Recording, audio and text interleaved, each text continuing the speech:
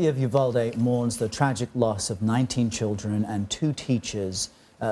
Everyone's really struggling to understand the actions of law enforcement during the shooting. We're hearing stories, though, of heroism.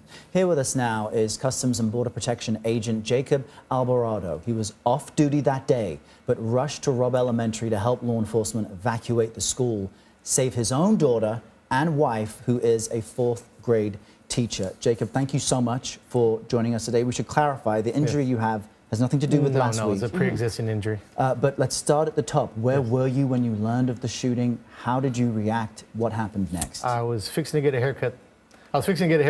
My barber was coming in from the parking lot. He heard gunshots, or what he thought was gunshots.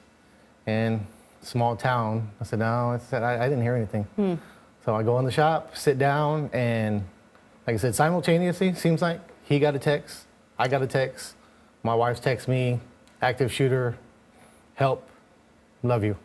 Wow. Yeah. And then I asked my barber if he had a gun. I had left my gun at my house because I was cleaning out my car, had taken my backpack off my vehicle, had my gun in there. So anyways, asked him if he had a gun. He said he did. So me and him both rushed to the school as fast as we could. So you get to the school. 2 questions. Yes. What is it like there? And by the time you get there, how long had it been going on? Do you know? I don't know. Okay. I don't know.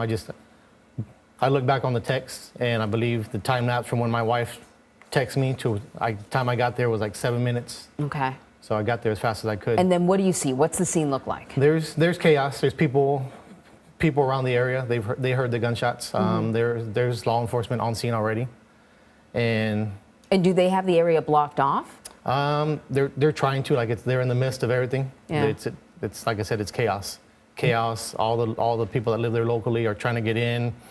People videotaping and all that. So as a Border Patrol agent who's off duty that day, what's going through your mind? How do you determine who's in charge and how you will be able to act? That didn't even go. I just tried to get in there as fast as I could. You were a dad and a husband first. I was acting as a husband and a father. Yeah. I was trying to get in there and save my wife and my daughter. Did you know where they were in the school? And if not, how did you figure that out? Well, I mean, I knew what classes they are normally in, but they're always switching to PE, to lunch, and you never know. It was around 11:40, 45, so I didn't know if they were at lunch, if they were at PE. I didn't know. So thankfully, my wife was able to respond to me later on that she had made it across the street and that my daughter was locked in the restroom. Yes. So then how do you go about getting in contact with your daughter and getting her out of there? Well, I make it on scene. I let the police know that I'm there. Small community. Yeah. My wife works at Robb. Everyone knows me at Robb.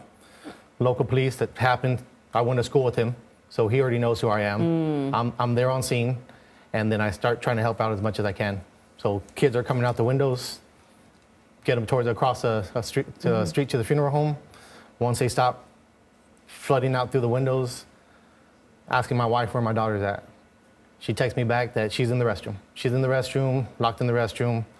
I didn't know what restroom. Right. Yeah, so. What's going through your mind at that point? Because at this point, the shooter is still on campus. Yes, I'm still on campus. I'm trying to find what restroom our daughter's in. I didn't know that she had a restroom in her classroom. So she was locked in the restroom inside her classroom. So I rushed to her classroom. There's 2 cops there. I asked them where the kids are at. They said they're still in the room. And I told them, I said, we need to get the kids out of here. I said, the shooter's over there. We need to get the kids out. This is our time. Could you hear gunshots while this is happening? No, I didn't hear any gunshots. I didn't hear any gunshots at all. So I started having the officers open the doors, send the kids my way. 1st classroom, 2nd classroom, 3rd classroom, saw my daughter. Relief, big relief. Oh, I bet. And smiled, hugged, kissed her. She ran to the parking lot. I cleared out the next classroom. But help me understand this, because who is in charge at that point? And you, as a Border Patrol officer, you're trained. There are a lot of questions about Peter Adorando. Yeah.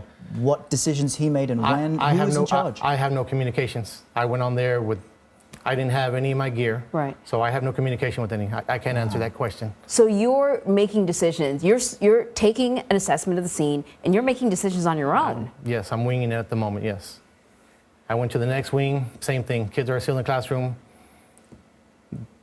Cops were opening the doors, sending them my way. I was guiding them out towards the sidewalk. Another officer was there, taking them out to the parking lot. We need them off campus.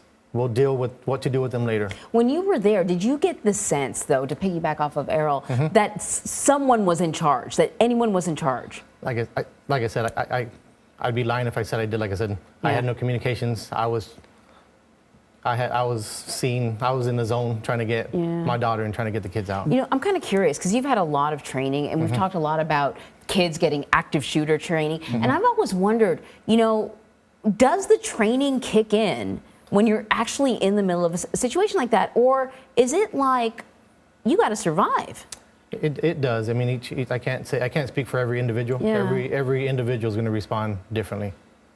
Yeah. There's some misinformation out there that you wanted to clear up as well. What did you want to clarify? I didn't shoot the guy. I wasn't in the room with him shooting the guy. I never said I shot him. So I would like to clarify that as well.